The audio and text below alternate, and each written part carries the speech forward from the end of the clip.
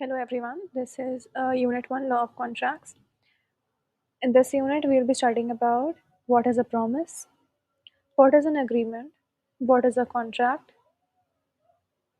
requisites of a valid contract, and that is it. So let's get into it. So the first topic is what is a promise. तो section 2B define करता है promise को ऐसा कि when the person to whom the proposal is made signifies his assent thereto, the proposal becomes an accepted proposal. A proposal when accepted becomes a promise. तो promise basically ये होता है कि अगर दो लोग हैं वो एक कॉन्ट्रैक्ट में एंटर कर रहे हैं, एक प्रपोजल है, फिर दूसरे पर्सन ने उस प्रपोजल को एक्सेप्ट कर लिया, फिर वो एक अग्रीमेंट टाइप का बन गया. So that is an promise between both of them कि वो इस कंसिडरेशन के लिए ये काम करेंगे. तो a promise is basically mutual obligations जो कि कंसिडरेशन के अंडर लाई करते हैं एक ऑब्जेक्ट को पाने के लिए. तो डे टू डे लाइफ में भी हम लोग काफ़ी सारे प्रोमिस करते हैं. फॉर एग्जांपल कि एक पर्सन ने दूसरे पर्सन से प्रॉमिस किया है कि वो उसको उस अपनी कार बेचेगा एक अमाउंट के लिए, और दूसरे पर्सन ने फर्स्ट पर्सन से प्रॉमिस किया है कि वो उसको कुछ अमाउंट पे करेगा उससे गाड़ी खरीदने के बाद. तो that is a promise between them. Now what is an agreement. तो एग्रीमेंट के बेसिकली दो सब टाइप्स होते हैं, नॉट सब टाइप्स, एग्रीमेंट के दो पार्ट्स होते हैं. तो एग्रीमेंट को बनाने के लिए सबसे पहले एक ऑफ़र देना पड़ता है.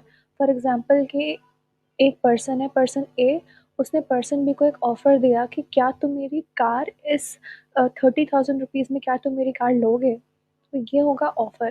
फिर पर्सन बी को अगर उसकी कार लेनी होगी 30,000 रुपीज़ में, तो वो उसका एक्सेप्टेंस देगा कि हाँ ठीक है मैं तुम्हारी कार लेता हूँ 30,000 रुपीज़ में. तो यहाँ पे क्या हुआ, पहले ऑफ़र हुई फिर उसकी एक्सेप्टेंस हुई. तो जब ऑफ़र एंड एक्सेप्टेंस हो जाता है उसके बाद एक एग्रीमेंट बनता है. यहाँ पे एग्रीमेंट क्या हुआ कि पर्सन ए कार देगा उसको 30,000 में और पर्सन बी उसकी कार लेगा 30,000 में, और जो 30,000 हुआ वो कंसिडरेशन हो गई उस एग्रीमेंट की. अगर वो एग्रीमेंट लीगली इन्फोर्सेबल होता है तो वो कॉन्ट्रैक्ट बन जाता है.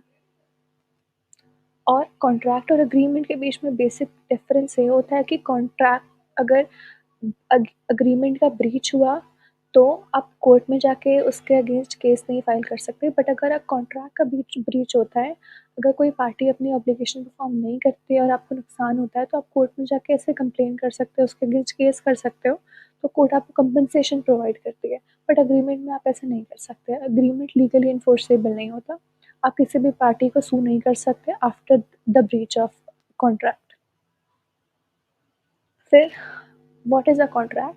तो कॉन्ट्रैक्ट की मीनिंग इसमें दी गई है. A contract is an agreement between two parties that creates an obligation to perform और not to perform a particular duty.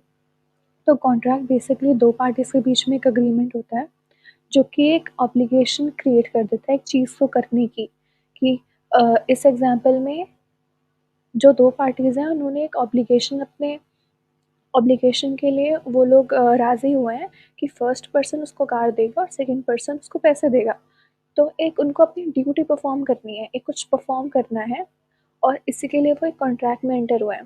फिर कॉन्ट्रैक्ट का नेचर होता है कि the nature of contract refers to a branch of law that determines various situations and circumstances in which promises made by a party to a contract shall be binding on them. तो जो nature होता है वो contract का वो ये determine करता है कि अलग अलग सिचुएशन और सर्कमस्टेंसेज में प्रोमिसेस जो उन पार्टीज़ के बीच में हुए हैं वो बाइंडिंग कब कब होंगे, क्या लीगल ऑब्लिगेशंस होंगी उस कॉन्ट्रैक्ट की, अगर ब्रीच होता है तो क्या कंपनसेशन पे होगा, कौन से कोर्ट में जा सकते हो. तो ये सब चीज़ें होती हैं. फिर सिग्निफिकेंस क्या होता है, जो मेन पर्पस होता है कॉन्ट्रैक्ट का वो ये होता है कि वो एक जो पार्टीज़ में एक म्यूचुअल लीगल ऑब्लिगेशन डालें, और अगर कोई भी पार्टी अपनी ड्यूटी अच्छे से परफॉर्म नहीं करता है, वो ब्रीच करता है अपनी ड्यूटी का, वो कॉन्ट्रैक्ट की ऑब्लिगेशन परफॉर्म नहीं करता है, तो जो अग्रीव्ड पार्टी है जिसको नुकसान हुआ है वो जाके कोर्ट में कंटेंड कर पाए. तो बेसिकली एक कॉन्ट्रैक्ट के पीछे लॉ खड़ा होता है, कोर्ट खड़ी होती है जो कि इस कॉन्ट्रैक्ट को इन्फोर्स कराने में हेल्प करती है.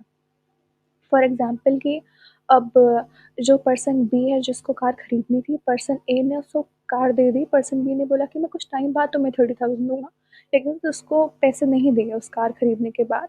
तो पर्सन ए जाके कोर्ट में ये केस के अगेंस्ट केस कर सकता है कि इसने मुझसे कार ली पर उसके अगेंस्ट उसने मुझे पैसे नहीं दिए। तो अब कोर्ट जो होगी वो पर्सन बी को फोर्स करेगी कि वो उसको कंपनसेशन प्रोवाइड करे। फिर प्री रिक्विजिट्स क्या होता है एक वैलिड कॉन्ट्रैक्ट के, हम ये पढ़ेंगे। तो firstly an agreement should be found out of an offer followed by N acceptance. तो जैसे कि हमने पहले देखा था कि एग्रीमेंट के दो पार्ट्स होते हैं, पहला तो ऑफर और एक्सेप्टेंस। तो इसमें दिया गया कि एग्रीमेंट में एक ऑफर और एक्सेप्टेंस दोनों चीज़ें होनी ही चाहिए। अगर एक एग्रीमेंट में ऑफर नहीं है या एक्सेप्टेंस नहीं है या दोनों ही नहीं है तो एग्रीमेंट एग्रीमेंट नहीं कहलाया जाएगा। फिर दोनों पार्टीज़ का फ्री कंसेंट होना चाहिए। अगर दोनों पार्टीज़ ने फ्रीली कंसेंट नहीं दिया है उस कॉन्ट्रैक्ट में आने का, तो फिर वो वाला जो एग्रीमेंट है वो कॉन्ट्रैक्ट नहीं माना जाएगा, वो एक वैलिड कॉन्ट्रैक्ट नहीं होगा। फिर उस एग्रीमेंट को कॉन्ट्रैक्ट बनने के लिए उसमें एक लॉफुल कंसिडरेशन होना चाहिए फॉर अ लॉफुल ऑब्जेक्ट। अब लॉफुल ऑब्जेक्ट होता है कि कोई भी आप लॉफुल चीज़ करने के लिए कॉन्ट्रैक्ट में आ रहे हो, और लॉफुल कंसिडरेशन होता है कि उस कॉन्ट्रैक्ट के लिए आप कोई लॉफुल कंसिडरेशन दे रहे हो। फॉर एग्ज़ाम्पल अगर अनलॉफुल ऑब्जेक्ट के लिए, फॉर एग्ज़ाम्पल कि आपने दो पार्टीज़ ने कॉन्ट्रैक्ट किया किसी को किडनैप करने के लिए, वो एक अनलॉफुल ऑब्जेक्ट हो जाएगा और फिर वो एग्रीमेंट कॉन्ट्रैक्ट नहीं बन पाएगा। या फिर किसी लैंड की परचेज़ के लिए किसी ने एक ह्यूमन को सेल किया है, उससे कहा जाएगा लॉफुल अनलॉफुल कंसिडरेशन, और फिर वो एग्रीमेंट जो होगा वो एक वैलिड कॉन्ट्रैक्ट के तरीके से नहीं देखा जाएगा, वो कोर्ट में इन्फोर्सेबल नहीं होगा। Then the agreement should not have been expressly declared as void। जो इंडियन कॉन्ट्रैक्ट एक्ट है उसमें ऐसा नहीं होना चाहिए कि उस एग्रीमेंट को साफ साफ ऐसा नहीं लिखा होना चाहिए कि वो void ही है, वरना फिर वो कॉन्ट्रैक्ट के तरीके से नहीं लिया जाएगा। Then both the party should be competent to contract. Indian contract act में competency टू कॉन्ट्रैक्ट में ये दिया गया है कि सिर्फ मेजर ही कॉन्ट्रैक्ट कर सकते हैं, सिर्फ जो साउंड माइंड के लोग होते हैं वो कॉन्ट्रैक्ट कर सकते हैं। अगर किसी माइनर ने कोई एग्रीमेंट में एंटर किया है, कोई अनसाउंड माइंड का है या फिर पर्सन डिस्क्वालिफाइड बाय लॉ, ये सब पार्टीज़ कॉन्ट्रैक्ट में एंटर होने के कॉम्पिटिटेड नहीं होती हैं। लॉ उनको बार करती हैं, वो इसे कॉन्ट्रैक्ट में एंटर नहीं हो सकते। लेकिन अगर वो किसी एग्रीमेंट में एंटर हुए हैं तो वो एग्रीमेंट वॉइड हो जाएगा और वो एक वैलिड कॉन्ट्रैक्ट नहीं माना जाएगा। That is it. Thank you.